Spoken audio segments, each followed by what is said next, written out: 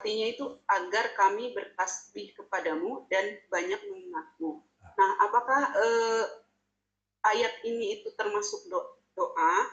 Kemudian yang kedua, yang dimaksud dengan mengingatmu itu apakah berzikir gitu? Ya. Kemudian satu lagi Pak Ustadz, mengenai surat Al-Maidah, karena kemarin membahas Bani Israel ya, jadi saya teringat mengenai surat Al-Maidah ayat ke-32. Oleh karena itu kami tetapkan suatu hukum bagi Bani Israel, bahwa barang siapa membunuh seseorang bukan karena orang itu membunuh orang lain atau bukan karena berbuat kerusakan di bumi, maka seakan-akan dia telah membunuh semua manusia.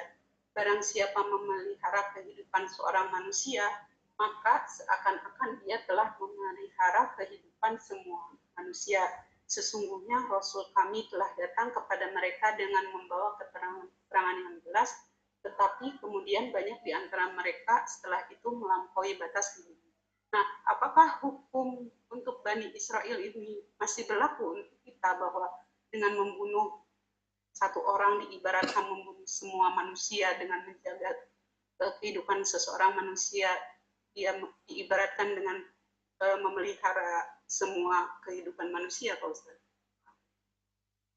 Ya, jadi pertama ya tentang surah Thaha ayat 27 sampai 34. ayat 35.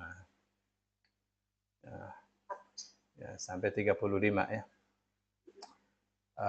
Apakah itu adalah doa? Taruhlah dari ayat 25 sampai 35 ya. 10 ayat. Ya, karena apa namanya?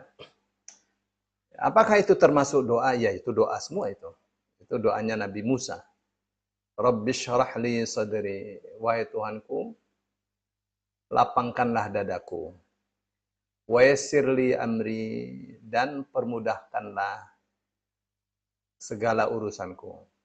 Wahlul 'uqdatam min lisani, dan lepaskanlah ikatan atau kekeluan pada lidahku.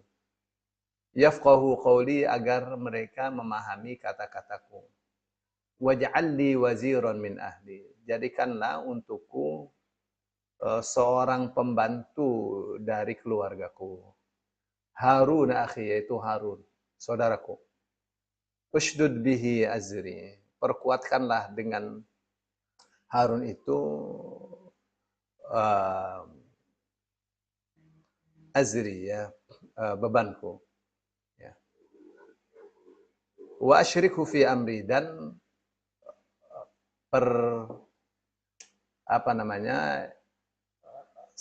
ikut sertakanlah dia dalam urusanku. Ya. Terus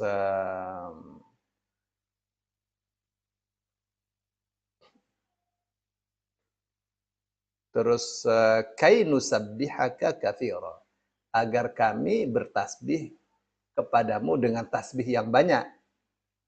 Wa nadhkuruka katsira, dan agar kami selalu zikir kepadamu dengan zikir yang banyak. Innaka kunta bina basira, sesungguhnya engkau maha melihat kami. Baik. Apakah itu termasuk doa? Ya, itu doa itu.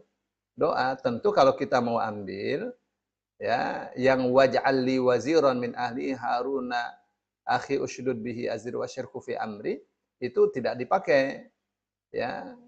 Karena itu khusus untuk Nabi Musa. Ya, tentang ya dari ayat 29 sampai 32 itu tidak dipakai. Ya.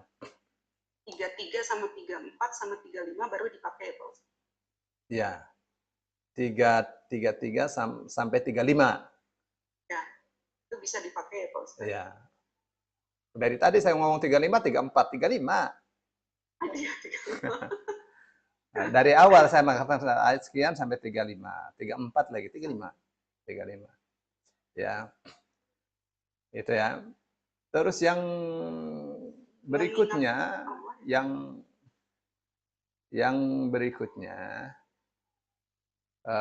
tentang itu Taurat ya. Bukan maksud mengingat Allah itu berzikir ya? Zikir ya, zikir. Orang kalau zikir pasti ingat Allah. Ya. Terus pertanyaan yang kedua tentang isinya Taurat ya. Annahu man qatala nafsan bighairi nafsin. Ya, bahwasanya orang yang membunuh jiwa tanpa salah, tanpa alasan. Surah Al-Maidah ayat 32. Ya, ini tentang ini ya, tentang sifat dengki asalnya ini. Ya, karena sebelumnya itu berkisah tentang anaknya Adam alaihissalam. Ya. Dari mana itu kita mulai tahunya? Dari ayat 27. Ya, dari ayat 27 surah Al-Maidah ya dan seterusnya. Itu bercerita atau berkisah tentang apa? Berkisah tentang